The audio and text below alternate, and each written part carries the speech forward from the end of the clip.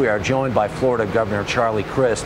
Governor, we were out on this beach yesterday, and there were a lot of people just staring at the water in mourning. There were some people, though, who were actually playing in the water. Should people be concerned about toxicity? Should they be concerned about what's in that water that might be harmful to them? Well, we're always concerned, and here that's why we continuously test, is just to make sure that it is safe for the people to go in there.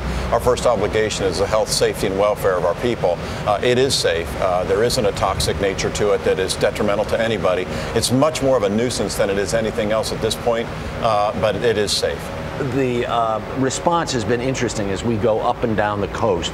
And there's one feeling is people are saying, well, we're glad you're here telling the story, but don't tell everybody our beaches are covered with oil, because that's not exactly the reality. Although I'm not sure if I was walking around with tar balls on my feet, I'd be wanting to swim in that stuff. Have you gone for a swim yet? I have. As a matter of fact, I've been here all weekend with the First Lady, and really the beaches have been beautiful this weekend. I mean, that is a little bit of a frustration that we experience. Sometimes you're doing an interview like this, and then there's like next to you on the screen a picture of a bunch of sludge. As you can see this morning, our beach is beautiful. What is your biggest frustration right now in terms of, here we are, it's day 70, it's finally reached here a week ago, it's starting to reach over into Destin. What are your state scientist models telling you about how far this is going to go and how bad it's going to get? Well, we're not sure is the true answer. The frustrations I have are, number one, I can't believe that BP would allow this to happen in the first place.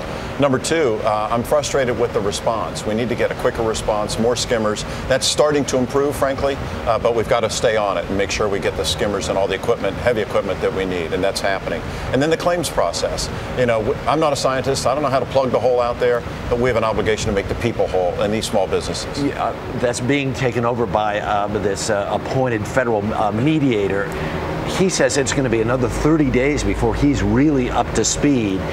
Are the merchants along here who are really, I mean, as we've been hearing, they're getting like a dime on the dollar for every claim they make.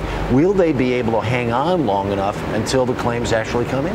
Well, we certainly all hope so, and that's what our effort is centered on. I'm going to be meeting with Mr. Feinberg, Ken Feinberg, later this week to try to accelerate that process. That $20 billion is a nice number, but we've got to put it into action. That's what the people need. How long can you survive as long as this oil is still continuing to just blow out of that hole the way it's coming out? Well, it's a devastating, catastrophic event. I think everybody agrees with that. We need to get the thing stopped. We need to get it plugged. We need to stop offshore oil drilling in Florida. I'd like to, frankly, have a special session to ban it here in the Sunshine State. You know, we're so dependent on tourism for our economy. It's very important that we keep it clean. All right, Governor Crist, we thank you for your time this morning. Really appreciate it. Thank you.